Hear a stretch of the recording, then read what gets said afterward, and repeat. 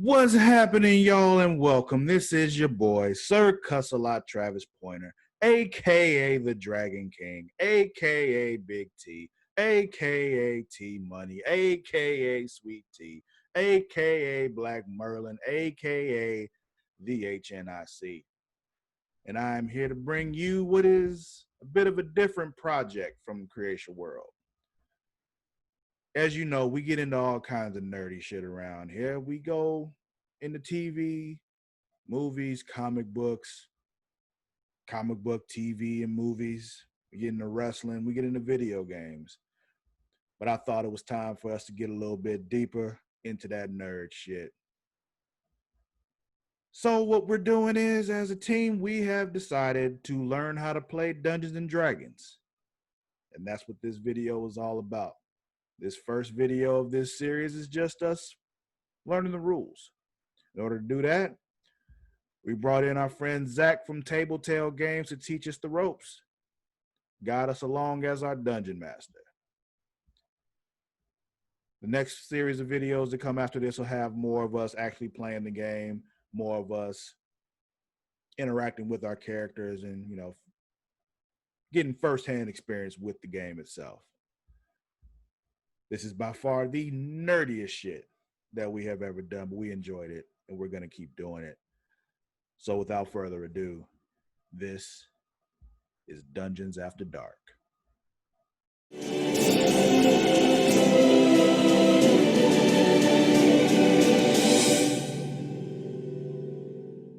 Dungeons and Dragons. Bunch of people sitting around a table with character sheet and dice.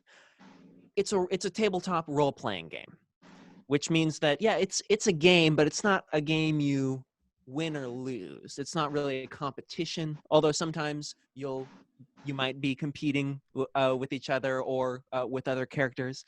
So you will succeed or fail, but the main point is that we tell a story together in real time, and we keep that story going, and we make it an interesting one.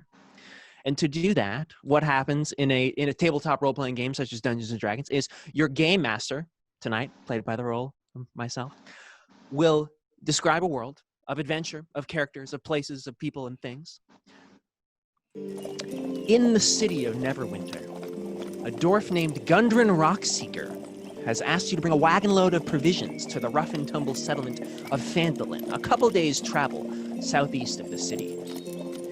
Gundren was clearly excited and more than a little secretive about his reasons for the trip, saying only that he and his brothers had found something big and that he'd pay you 10 gold pieces each for escorting the supplies safely to Barthen's Provisions, a trading post in Phandalin. He then set out ahead of you on horse, along with a warrior escort named Sildar Hallwinter, claiming he needed to arrive early to take care of business. You spent the last few days following the high road south from Neverwinter, and you've just recently veered east along the Tribor Trail. You've encountered no trouble so far, but this territory can be dangerous. Bandits and outlaws have been known to lurk along the trail. And you, the players, will roleplay as characters in that world, and you'll describe what your characters would like to do, and the game master will describe how the world reacts to what your characters try and do, and around in circles we go, keeping that story going. I'll tell you, you've been traveling on the Tribor Trail for about half of a day. As you come around a bend, you spot two dead horses sprawled about 50 feet ahead of you, blocking the path. Each has several feathered black arrows sticking out of it. The woods press close to the trail here, with a steep embankment and dense thickets on either side. As you round the bend, probably Travak, driving the wagon, sees the horses first, but you all notice it soon enough as it blocks the road. And now I ask you, what would you all like to do? I probably want to stop and kind of get a look at it. So I'll stop the oxen in the wagon and all that. Yeah, just give us a stop. And then John, Atari will probably complain because I stopped, but I don't care.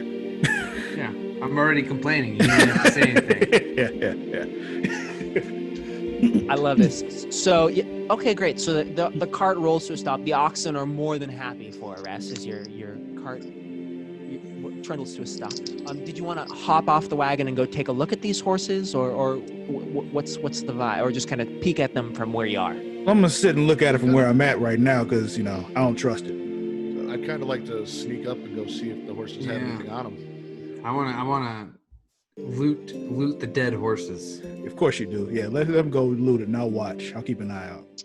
But if you were to say, hey, my character walks in the room, I hurl a fireball, I kill all the goblins, we save the princess, we get a pile of gold, the villagers worship us as gods, and everyone lives happily ever after, and I as the game master say, hey, that's cool, let's go eat some pizza.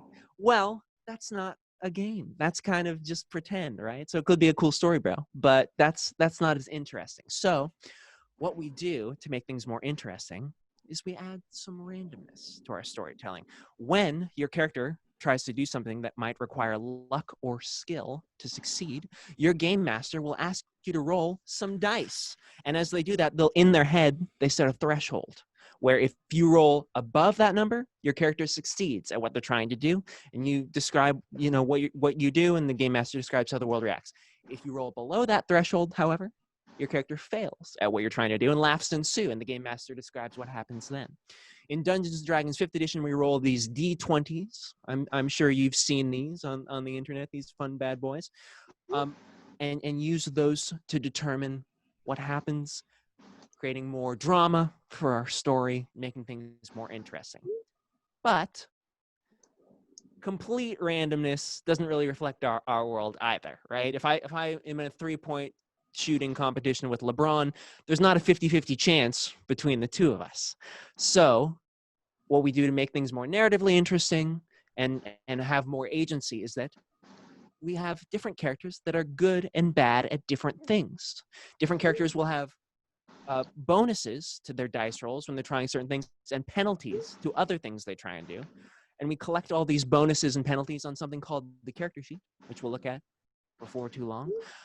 But that's a way that we can differentiate between different skill sets, what characters are good at and bad at. So, for example, if you imagine Bob the Burly Barbarian and Ned the Nerdy and Necromancer, and they're each trying to push a heavy boulder out of the way of a mouth of a cave, right? Bob the Burly Barbarian never skips arm or leg day, so he's probably got like a +4, +5 to his strength modifier. So if his game master says, hey, give me a strength check, Bob's going to, roll that D20 and then add that modifier +4 or 5, making it way more likely that he surpasses that threshold, succeeds at pushing that boulder. Ned, on the other hand, always skips leg day. So he probably's got a strength penalty of like -1, -2. So he's going to roll that D20, add the penalty, making it less likely that he gets over that threshold and then fails, where Bob the Burly Barbarian might have succeeded. Okay, great. So then what I would ask is Fartaria and John, I would ask you guys to make investigation checks. Who's John again? Fartaria. Oh. So I go to character sheet. Yeah. Ooh. Pop up that character sheet and click investigation. For as you're keeping watch, Travok, would you give me a perception check as your eyes scan the tree line or anyone nearby? And what's Ms. Sir Coxalot doing? He's kind of chilling in the wagon. Cool. Classic. Great. How I do things. Sure. They got a handle on it. Yeah, no need to sweat. Great. So with a 12 and 13, Fartari and John, you take a look at these horses, and you notice a few different things.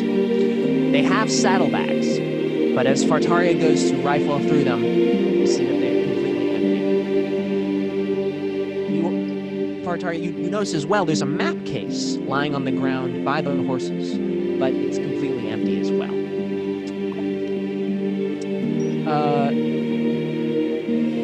Our friend John, as you look at the horses, you notice that these arrows, very poorly made. You're surprised they ever flew in the first place. Plus, also, judging from the amount of flies on this thing, these horses have probably been here for a day or so. It's not fresh. The blood is all dried, and just there. You do know, both of you do notice, however, there's some writing in Dwarven on these saddlebags, along with a little sigil on it. Do either of you speak Dwarven by chance? Oh yeah. All right, Fartaria, you notice that these saddlebags are marked as Rockseeker Expeditions, bearing the name and family crest of Gundren Rockseeker, your Dwarven patron. And that's what you notice. Trevok, as you scan the tree line, you see the wind is rustling softly. It's shaded here as thick trees lend a lot of shade to the area. But there's one bush just at the edge of your vision, just on the other side of the horses, that seems to be swaying a little unusually. It's a little bit against the wind. And as you squint at it from your position on the cart, you see it move more and more, and then leaping out of it, 4 goblins. 2 with scimitars raised over their head, and 2 with short bows drawn, aiming them at you. It's a goblin ambush. And now we're in our very first fight. So to recap, Game Master describes the world, player describes what they want to do. If it requires luck or skill, your Game Master will ask you to roll some dice, setting a threshold in their head. Players will roll a d20, add the modifier that's relevant. It'll say it right on your character sheet. Tell the Game Master that number. Game Master will say if you succeeded or failed and describe what happens next. And around we go. You with me so far? Good, because I got great news. That's Dungeons and Dragons, baby. Everything else is kind of icing on the cake. There's spells and monsters and dungeons, magical items and everything. But at its core, you're rolling a d20. You're adding some modifiers. See you guys later. Keeping that story going. Yeah. And You had me at dungeon. Exactly. There's a few more details we'll go into this evening, but that's the core of it. Roll dice, add modifier, tell story, and go.